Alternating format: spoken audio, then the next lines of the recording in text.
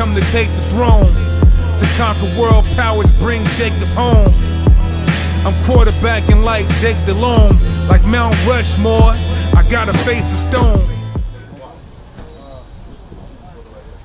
What's your nationality? Puerto Rican. Huh? You're Puerto Rican? Puerto Rican? Puerto Rican? Okay. Have you ever heard of the Israelites? No, you've never heard of the Israelites, right? So, when we out here teaching the Blacks, Latins, and Native Americans are all the children of Israel, right? We all been raped, robbed, and murdered through oppression. We all feel the curses in Deuteronomy 28. So go ahead, go into the curses of Deuteronomy 28. Show the brother how his lineage goes back to Abraham, Isaac. Okay, watch this, brother. Get that. In Deuteronomy 28, 15. So, brother, you ever heard of the story of Exodus? Moses, right? Leading the children of Israel out of Egypt, right? This is basically going over that story about how Moses gave certain laws to the children of Israel, right? From the Most High God. And this is talking about how certain curses will fall upon the Israelites if they start to break the commandments of the Most High God. Okay, go ahead. Is the book of Deuteronomy chapter 28 and verse 15. But it shall come to pass, if thou wilt not hearken unto the voice of the Lord thy God, to observe to do all his commandments and his statutes, which I command thee this day, that all these curses shall come upon thee and overtake thee. Right, if we didn't adhere to the law, statutes, and commandments, right, then these curses will come upon us and overtake us. And as you can see right now, right, would you say that the Puerto Rican is a cursed people, or not, right? With the situation going on in the actual land of Puerto Rico, right? They're the cursed people, right? Go ahead.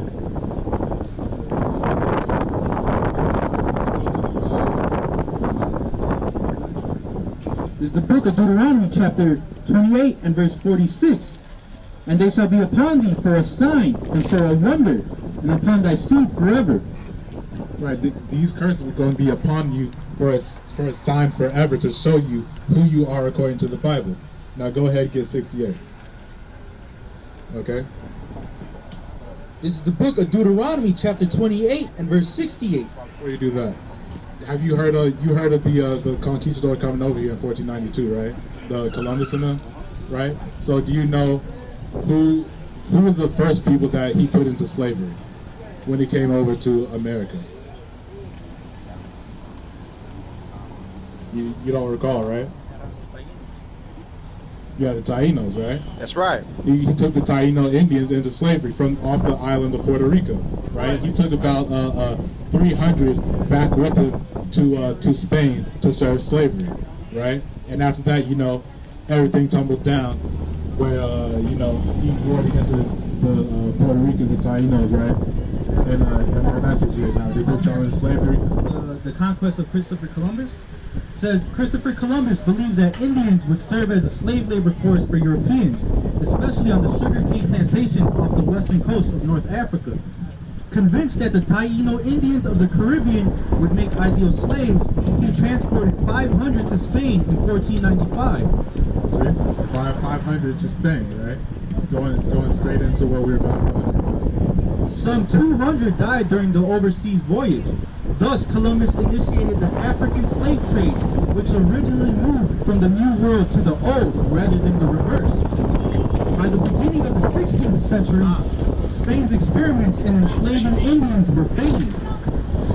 Go back to the New World. Thus, Columbus initiated the African slave trade, which originally moved from the New World to the Old. All right, so Columbus initiated that slave trade initially with you guys, right? Transporting from America to the European countries, right? By the beginning of the 16th century, Spain's experiments in enslaving Indians were failing. To meet the mounting demand for labor in mining and agriculture, the Spanish began to exploit a new labor force, slaves from Western Africa.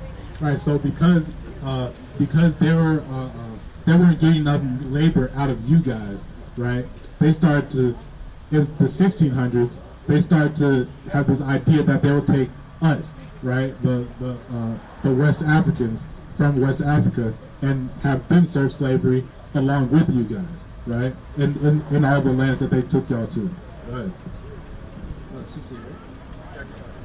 is the book of Deuteronomy chapter 28 and verse 68. And the Lord shall bring thee into Egypt again with ships. Into Egypt again, right? Get that, you know what I mean. So Egypt, that's a symbolic thing for the Israelites, right? Because that's the first place we were ever in slavery to. That's so right. When the Bible talks about Egypt, going into Egypt, it's talking about not literal Egypt, but going into slavery again. This is the book of Exodus, chapter Bring it 20 out. and verse 2. I am the Lord thy God, which have brought thee out of the land of Egypt, out of the house of bondage.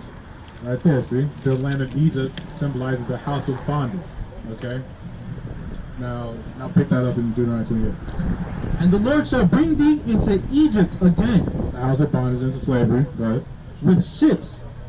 By the way whereof I spake unto thee, thou shalt see it no more again. It said he would take us into Egypt again with his ships, right?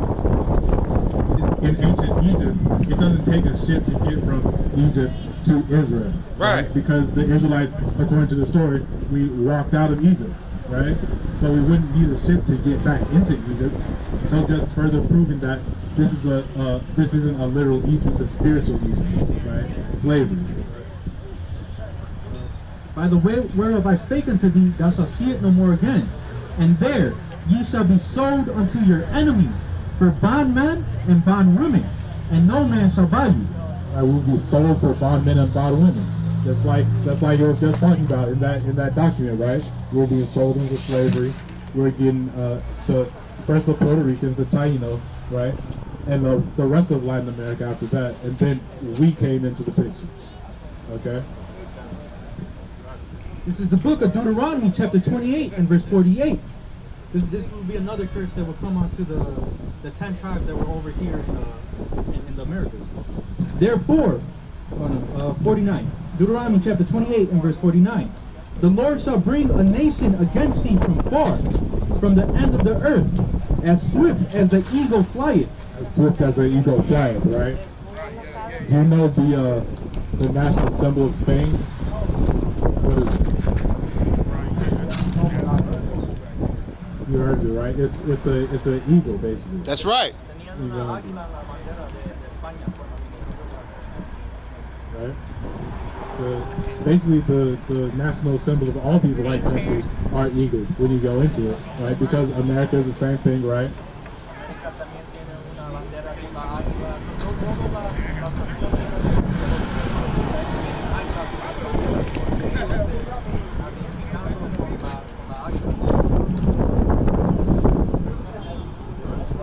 The Lord shall bring a nation against thee from far, from the end of the earth, as swift as the eagle flieth.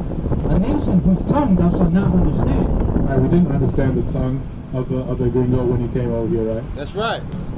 A nation of fierce countenance, which shall not regard the person of the old, nor show favor to the young. It didn't care if you were young or old.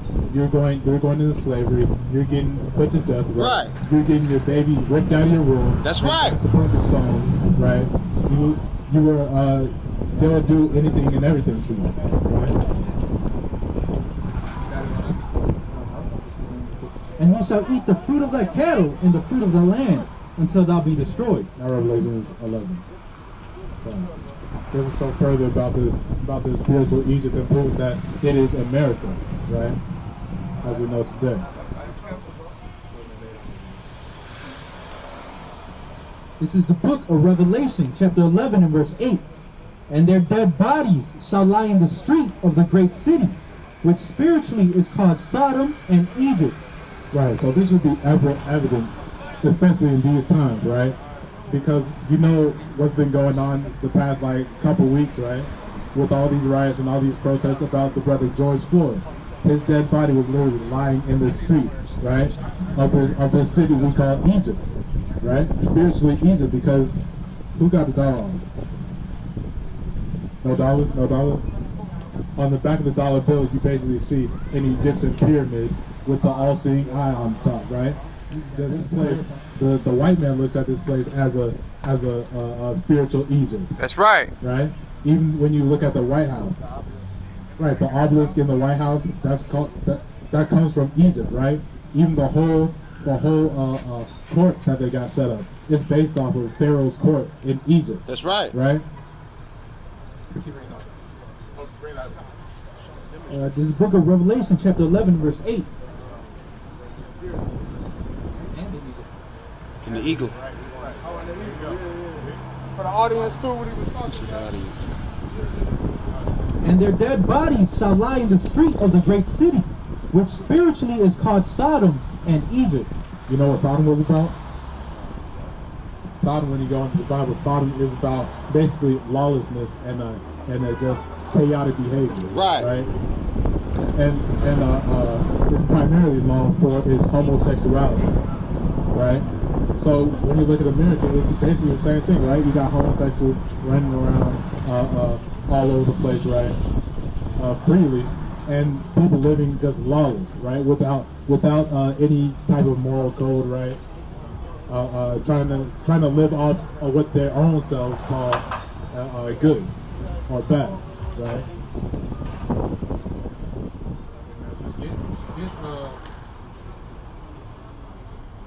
Go ahead, get second. This is the book of 2nd Ezra, chapter 13 and verse 40. Those are the 10 tribes.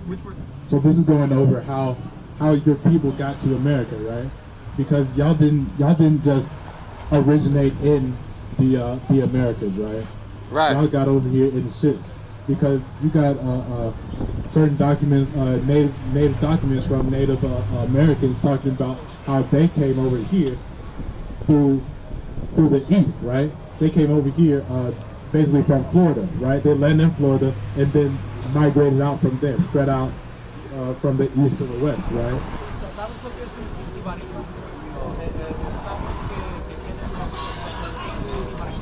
Pero en Puerto Rico, un íbaro es los personas del monte, los antepasados. Y esa palabra es íbaro de la Biblia.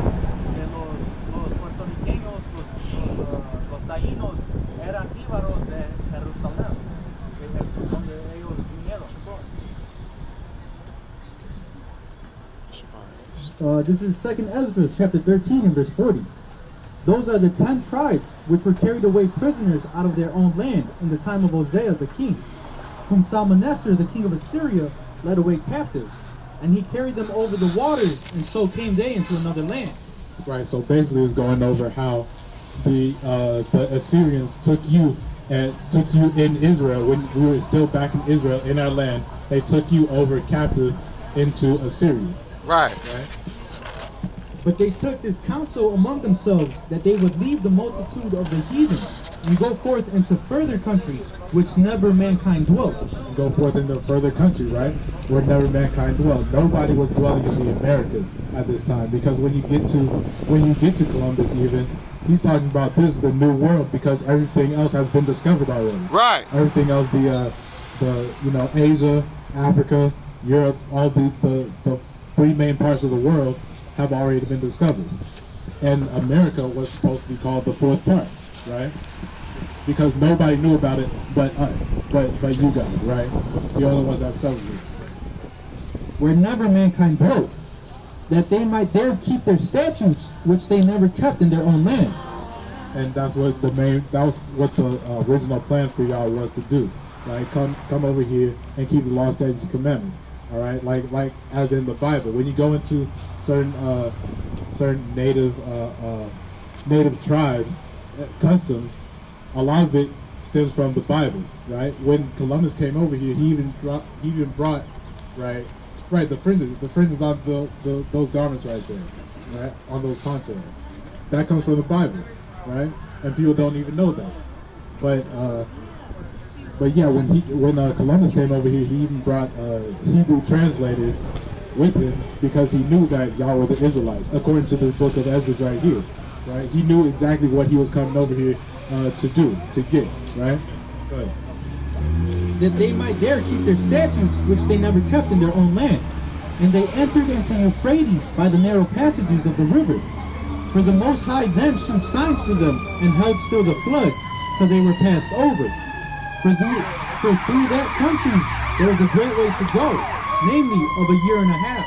Right. So this is going over the journey y'all took, right? Y'all took ships Euphrates, the river that was around the area that y'all was staying in, right? And basically traveled from there all the way to America, which when you look at it, it supposedly takes a year and a half to get from that side of the earth to America, okay? And the same region is called Arsarit. And it's called Arsareth, right?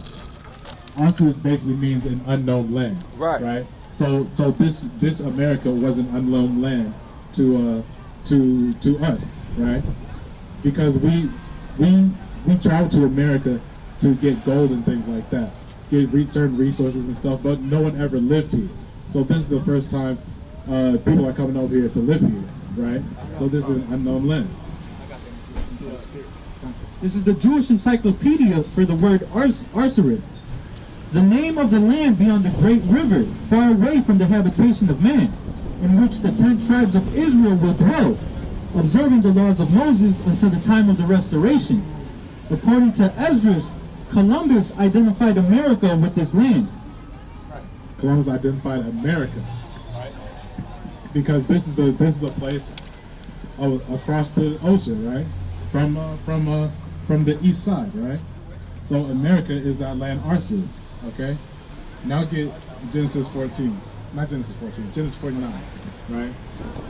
Just so you how you are an Israelite yourself, right? Because there are prophecies in the Bible that tell us how to identify these tribes in these last days, right? How to identify who the Israelites were and how they will be living in the last days.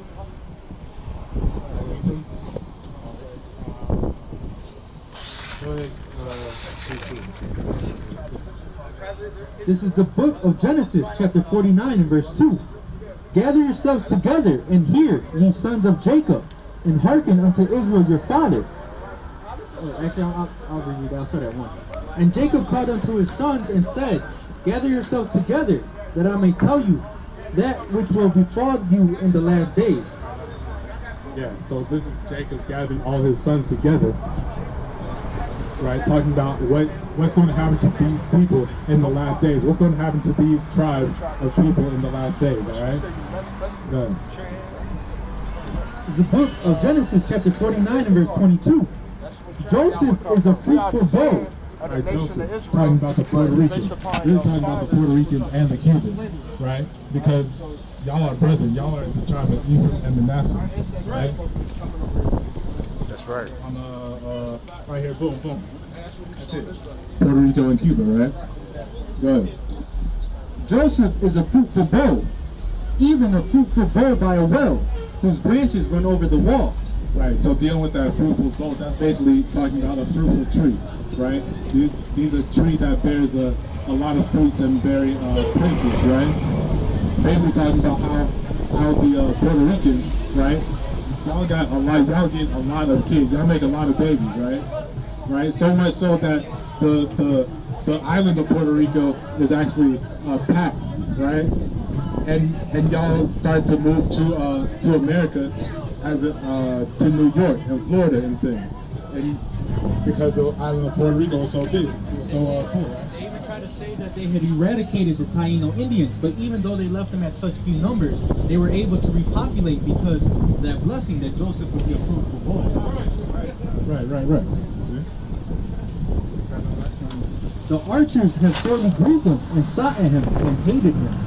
Right, because that's what happened when Columbus came over here with his Spaniard friends, right? When he went to war with y'all, because they came with the civilized weaponry that they call, right, with the actual rifles and guns and things like that, right? But when you go into it, y'all were actually fighting back and giving them a good fight, right? Because y'all knew the terrain and y'all knew the land and y'all were strong warriors according to the Bible, okay? In history, right? Go to the one shall be stronger than the other. Because in all actuality, the white man has to come with these divisive tactics because we are better than them. That's right. We are much stronger than them as a people, right? So that's how y'all really got over on them, right? Is the book of Genesis, chapter 25 and verse 23. And the Lord said unto her, 2 nations are in thy womb. Well, 2 nations are in our womb. Basically talking about us, the Israelites, right? The Black, Hispanics, and Native Americans, and the white man. This is the origins of us, right? Go ahead. 2 nations are in thy womb, and 2 manner of people shall be separated from thy bowels. And the one people shall be stronger than the other. Right, the one people shall be stronger than the other. Jacob is much stronger than Esau. That's right. Go ahead. And the elder shall serve the younger. And the elder shall serve the younger. Because even though we're serving the white man, because the white man is like at the top of society right now, but when it's all said and done, get 2nd Ezra 6 and 9. When it's all said and done, we're supposed to be the ones that are ruling over them, right? We're supposed to, we're going to have them in slavery, right? Everything that they've done to us is going to get paid back double unto them, right? This is the book of 2nd Ezra, chapter 6 and verse 9. For Esau is the end of the world, and Jacob is the beginning of it that followeth.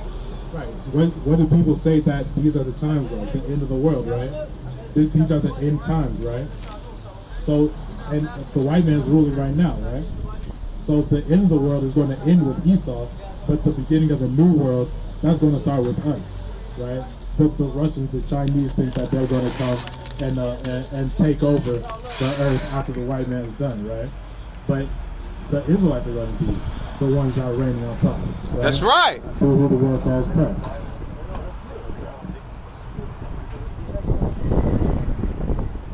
So how do you feel about this, brother? All this information is a lot, right? Right? How do you feel about this? You cool? That's right. All right. So then, what's your nationality? Puerto Rican. After all this that we've done told you, right? That how you as an Israelite and all of that, right? Get Deuteronomy 33, because that also goes into the blessings of your people, right? Find you from on there. Or Joseph. This is the book of Deuteronomy chapter 33 and verse 13. And of Joseph he said, Blessed of the Lord be his land, for the precious things of heaven, for the dew and for the deep that couches beneath. Right, you know what Puerto Rico means?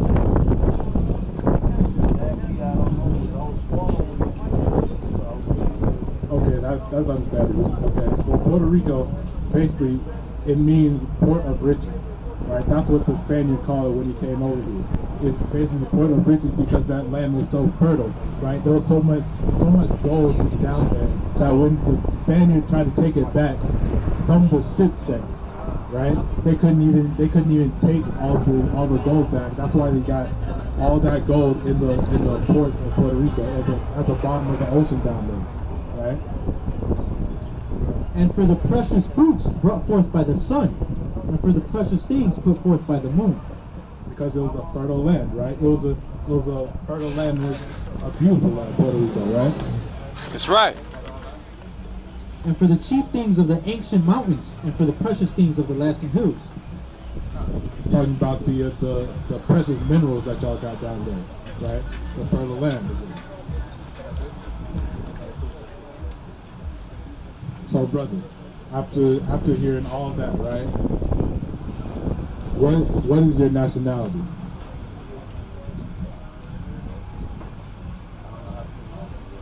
Know how to pronounce it? Right, what's my name? Right. Ain't it kind of customary to have that name in Puerto Rico, like Ibrahim, right? That's a common name, right? That's spiritual because y'all are the tribe of Ibrahim, right? That's right. So it's spirit, okay?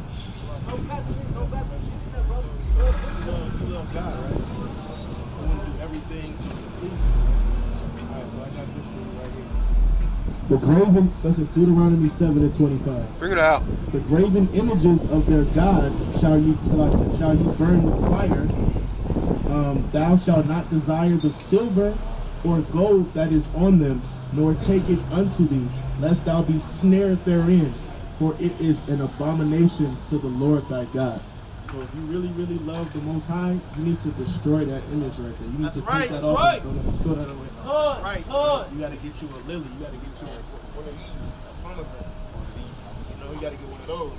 You got to destroy that. So if you really, really love the Most High, you can keep that chain, but that got to go in. That's right. You gotta get you one ice style like this, bro. And a billion. That one carrot. Alright. Alright, bro. Throw that cross away ASAP.